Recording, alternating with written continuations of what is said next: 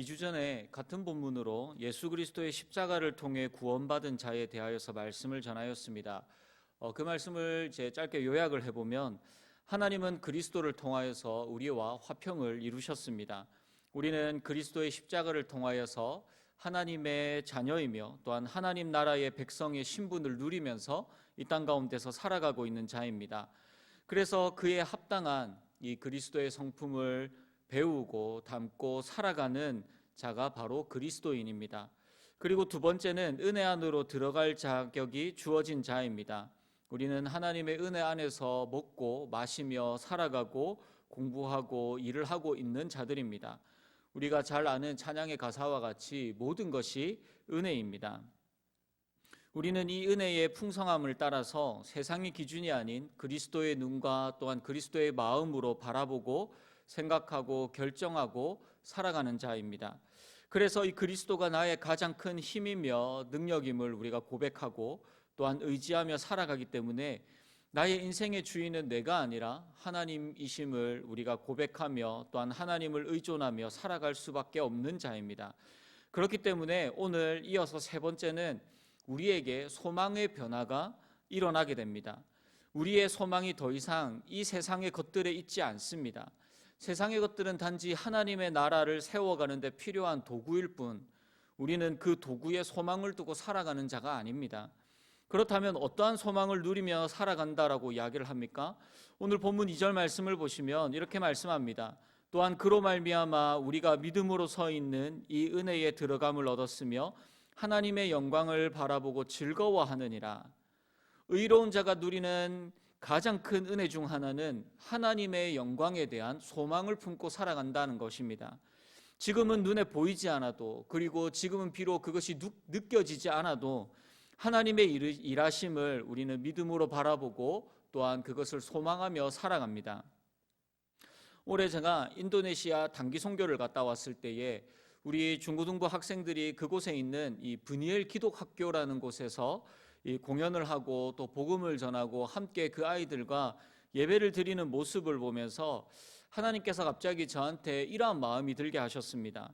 언젠가 이 학교에서 복음으로 훈련을 받고 세워진 이 아이들이 우리 교회의 학생들처럼 또한 한국 교회의 많은 중고등부 학생들처럼 또 다른 복음의 불모지에 나아가 복음을 전할 그날이 왔으면 좋겠다라는 그러한 마음이 들었습니다.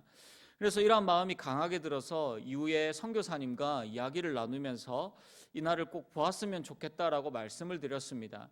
그랬더니 선교사님이 꼭 기도해 주십시오라고 하면서 저한테 또 이렇게 말씀을 하시는 것입니다. 내가 그 일을 보지 못해도 또한 내가 사역하는 그때가 아니라고 하더라도 나의 후대의 그러한 일들이 또한 저 아이들이 자라나서 결혼을 하고 또 믿음의 가정을 세워나가고 그리고 저들의 자녀들이 복음을 들고 또 다른 곳으로 나아가게 될 그때를 나는 믿음의 눈으로 바라보고 소망하고 또한 기도하고 있습니다. 그래서 이 일을 위하여서 꼭 기도해 주십시오라고 이야기를 저에게 하셨습니다. 여러분, 이것이 오늘 이 본문에서 나오는 믿음이고 또한 소망의 변화입니다. 믿음은 내가 지금 당장 보이지 않고 또한 보지 못하고 어쩌면 내가 살아가고 있는 지금 내 삶 속에서 지금 당장 이루어지지 않는다고 할지라도 주님께서는 그것을 믿음의 눈으로 바라보게 하시고 또한 주님께서 그것을 분명히 이루실 것을 믿고 확신하게 하는 것입니다. 하지만 이 믿음의 소망은 그냥 기다린다고 되어지는 것이 아닙니다. 그냥 이루어지지 않습니다. 이 소망이 이루어지기 위해 하나님은 필수적으로 고난이 따라온다라고 우리에게 말씀하고 계십니다. 오늘 본문 3절 그리고 4절 말씀입니다. 우리 오늘 본문 3절 4절을 함께 읽도록 하겠습니다. 다만 이뿐 아니라 우리가 환난 중에서도 즐거워하나니 이는 환난은 인내를, 인내는 연단을, 연단은 소망을 이루는 줄 알미로다. 아멘. 여기에서 이 환난은 불편하고 아프고 억울하고 답답하고 괴로운 이러한 현실들을 의미합니다.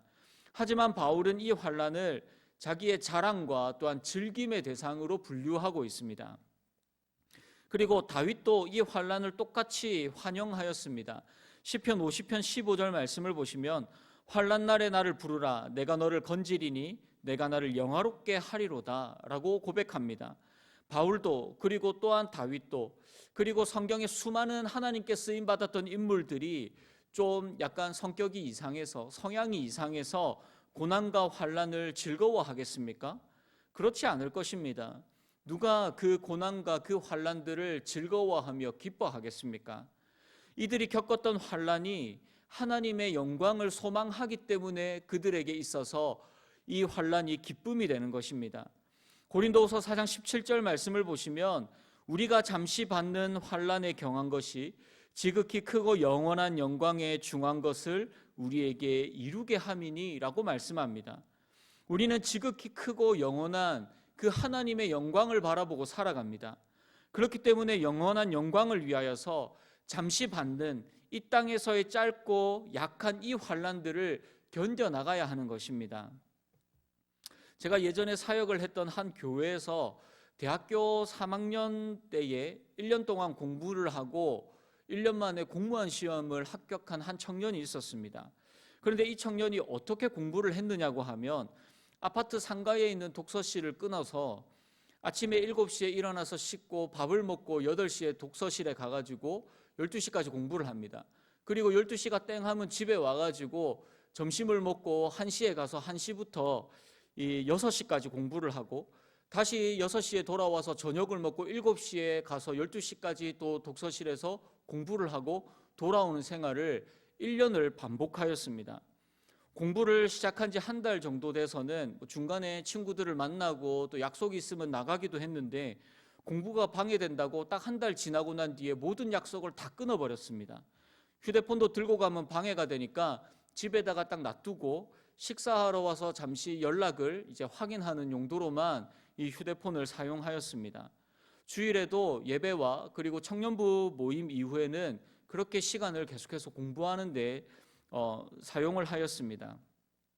그렇게 딱 1년을 공부하고 공무원 시험에 1년 만에 합격을 하고 졸업도 하기 전에 기장군청으로 발령을 받았는데 그 1년 동안 9kg가 살이 빠졌었습니다. 처음에는 제가 그 친구를 보면서 와 진짜 독하다라고 생각을 했는데 이후에 생각을 해보니까 정말로 대단한 친구였습니다. 자신이 목표한 소망을 이루기 위하여서 자기 친구들과의 관계 또 자기가 즐길 수 있는 즐거움 이런 것들을 다 제쳐놓고 그 자리에서 인내하면서 또 아프면 약을 먹어가면서 공부하여서 그 목표를 소망했던 그 목표를 이루어낸 것입니다. 여러분, 환난은 소망을 이루어내는 도구입니다. 이렇게 세상의 것을 위하여서도 버티고 인내하는데 우리가 하나님을 소망하는 우리는 과연 그 환난을 인내하면서 살아가고 있습니까? 하나님의 영광을 위한 소망을 이루기 위해서는 고난이 필요하며 또한 고난을 통해 배운 인내를 통하여서 또한 연단을 배워나가는 것입니다. 우리의 인격과 삶이 연단되어질 때에 하나님의 영광의 일을 소망을 바라볼 수 있게 되어지는 것입니다. 그렇기 때문에 여기에서 중요한 것은 하나님에 대한 믿음으로 환난을 인내하지 않으면 인격의 연단과 성숙이 우리에게 없다는 것입니다. 같은 고난을 당하여도 하나님에 대한 믿음으로 인내하며 성숙의 과정을 거치느냐 아니냐에 따라서 차이를 보일 수밖에 없다는 것이죠. 고난과 환난이 나에게 닥쳐왔을 때 단지 그냥 시간만 지나면 시간이 흘러가면 다 해결되어지겠지라고 버텨내는 것은 사실 우리에게 아무런 의미가 없습니다. 믿음으로 그것을 인내하며 극복하지 못하면 결국 우리는 그 일들로 인하여서 그 환난과 고난으로 인하여서 결국 우리는 트라우마에 시달릴 수밖에 없는 것입니다. 그래서 환난의 날이 지났음에도 여전히 끊임없이 미워하고 용서하지 못하고 과거에 얽매이면서 살아가게 되는 것이죠. 이러한 삶은 소망을 이루는 인내라고 이야기를 할 수가 없습니다. 그렇다면 어떻게 믿음으로 환난을 인내하며 그 소망을 바라보고 이룰 수 있습니까? 시편 119편 67절 말씀입니다. 우리 말씀을 함께 읽겠습니다. 고난당하기 전에는 내가 그릇 행하였더니 이제는 주의 말씀을 지키나이다. 시편 119편 71절 말씀도 함께 읽겠습니다. 고난당한 것이 내게 유익이라 이로 말미암아 내가 주의 율례들을 배우게 되었나이다. 아멘. 여러분, 이 두 말씀의 공통점이 무엇입니까? 고난을 통하여서 말씀을 먹고 배우고 지키는 삶을 살아가게 되었다라는 것입니다. 하나님에 대한 믿음으로 환난을 견뎌내는 사람은 단단한 진리의 말씀을 섭취하는 것과 같습니다. 여러분, 아이가 태어나서 자랄 때에 자라는 성장 과정에 따라서 필요하고 적당한 영양소를 골고루 섭취하는 것이 사실 너무나도 중요합니다. 나이가 자라면 자랄수록 필요한 고기도 먹어야 되고 딱딱한 음식들도 먹어야 하고 또 필요할 땐 채소도 먹어야 합니다. 아이가 먹기 싫다고 해서 매번 죽을 먹이거나 아니면 과자나 초콜릿, 젤리 이런 것들만 계속 먹고 싶다고 그것만 먹이면 그 아이는 건강하게 자라날 수가 없습니다.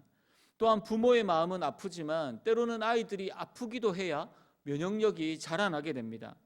이렇게 환난을 말씀을 먹으면서 인내한 자는 그 하나님의 말씀을 통하여서 주님을 배우고 주님의 인격을 닮아서 자라고 말씀에 대한 이해력도 커지게 되는 것입니다.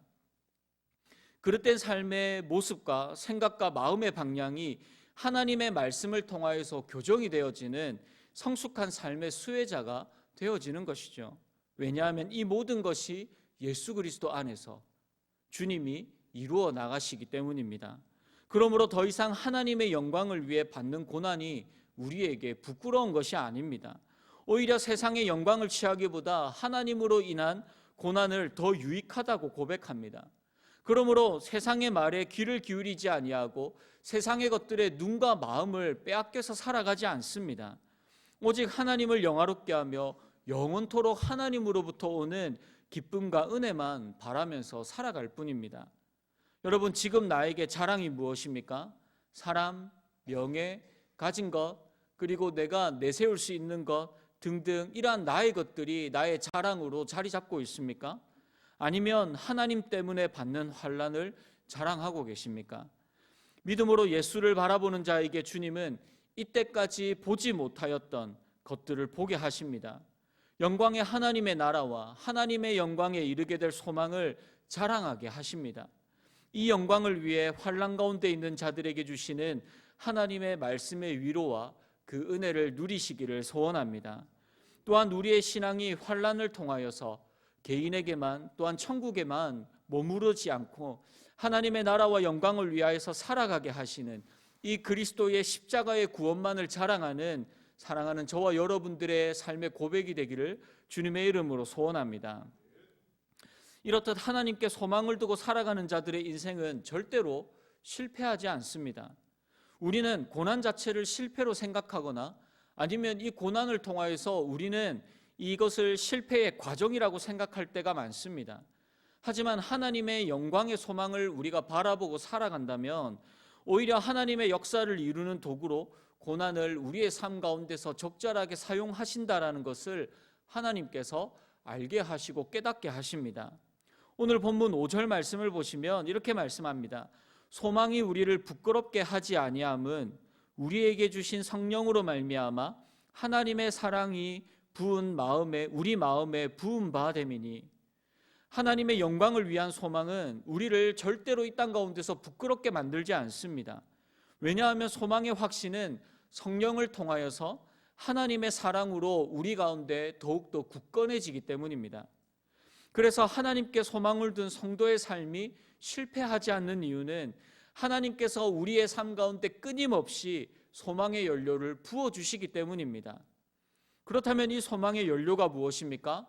바로 하나님의 사랑입니다.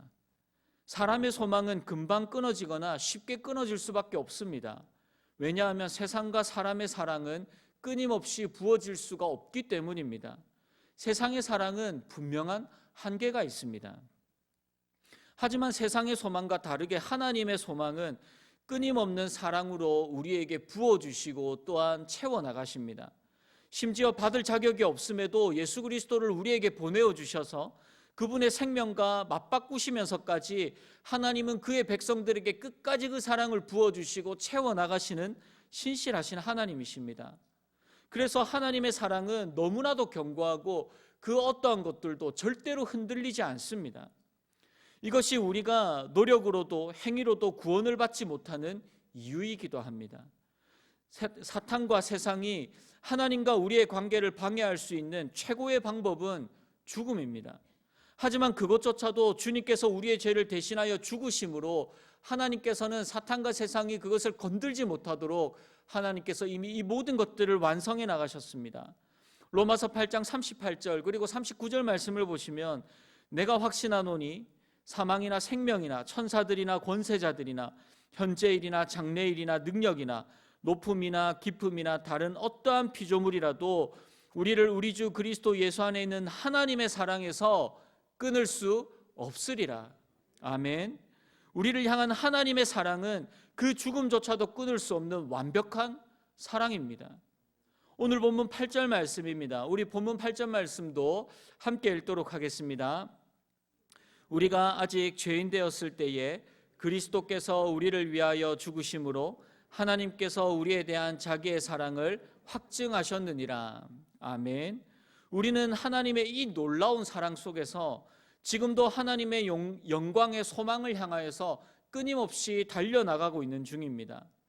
로마서 8장 16절 17절 말씀을 보시면 성령이 친히 우리의 영과 더불어 우리가 하나님의 자녀인 것을 증언하시나니 자녀이면 또한 상속자 곧 하나님의 상속자요 그리스도와 함께 한 상속자니 우리가 그와 함께 영광을 받기 위하여 고난도 함께 받아야 할 것이니라 라고 우리에게 말씀하십니다.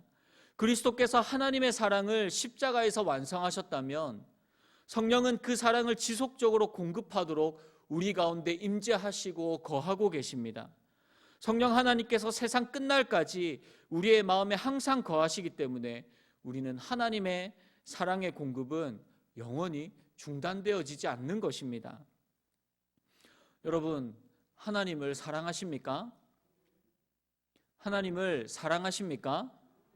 여러분, 이 질문에 대한 대답이 그냥 말로만 하는 것이 아니라 내 삶의 능력이며 소망이며 나의 삶을 살아가게 하는 가장 큰 힘이며 원동력이 되기를 주님의 이름으로 소원합니다. 우리의 소망의 근거는 오직 하나님의 사랑뿐임을 잊지 마시고 성령을 통해 확증하시는 하나님의 이 놀라운 사랑을 붙들고 환난과 고난 가운데 있을지라도 우리에게 허락하여 주시는 그 하나님의 말씀을 붙들고 하나님의 뜻을 알고 배우며 주님의 성품을 닮아감으로 영적 성숙의 은혜가 우리의 모든 삶 가운데서 충만하게 임하기를 주님의 이름으로 소원합니다. 말씀을 정리하겠습니다. 여러분, 우리가 신약의 사복음서를 보면 예수님은 이 땅에 오셔서 주구장창 하나님의 나라에 대한 이야기만 하셨습니다. 하지만 우리는 더 이상 하나님의 나라에 대하여 궁금해하지 않고 또한 그것을 자랑하면서 살아가고 있지 않습니다. 우리에게 주시는 하나님의 은혜와 화평과 영광은 누구의 것이며 또한 무엇을 위한 것입니까? 하나님을 믿는 우리에게도 없는 이 하나님 나라의 영광이 하나님을 알지 못하는 자들에게 전해질 수도 없기 때문에 그들이 이 땅 가운데 하나님으로 돌아올 수 없는 것입니다. 우리는 지금 구역 한사랑잔치를 준비하고 있으며 또한 VIP를 정하고 그들을 위하여서 기도하고 있습니다. 그런데 우리의 마음 가운데 이렇게 하는 전도가 불편하고 확신이 없는 이유가 다른 것이 아닌 우리의 중심과 하나님을 향한 우리의 마음에 있지 않습니까? 내가 지금 먼저 경험하지 못하였고 내가 그들을 향하여서 자랑하지 못하는 이 그리스도의 십자가를 어떻게 그들을 향하여서 담대하게 하나님의 나라를 자랑하고 전할 수 있습니까? 나의 죄 때문에 먼저 모멸과 거절과 고난과 환난을 당하신 그리스도를 생각하고 묵상하고 또한 그 감사를 회복하고 다시 그 하나님께서 주시는 말씀을 붙들고 우리가 힘을 얻을 때에 우리는 영원한 하나님의 나라의 소망을 위하여서 살아갈 수 있고 또한 그 십자가의 사랑을 전하며 살아갈 수 있습니다. 그러므로 하나님으로 인하여서 또한 주님 때문에 오는 고난과 환난을 두려워하지 맙시다. 사람들이 하는 손가락질과 모멸과 환난을 하나님의 말씀으로 견뎌나가며 고난을 통해 그리스도의 인격과 삶을 닮아감으로 오히려 고난이 내게 가장 큰 유익이라는 이 바울과 시편 기자들의 고백이 세상을 향한 우리의 믿음의 고백이며 또한 저와 여러분들의 자랑이 되기를 주님의 이름으로 축복합니다.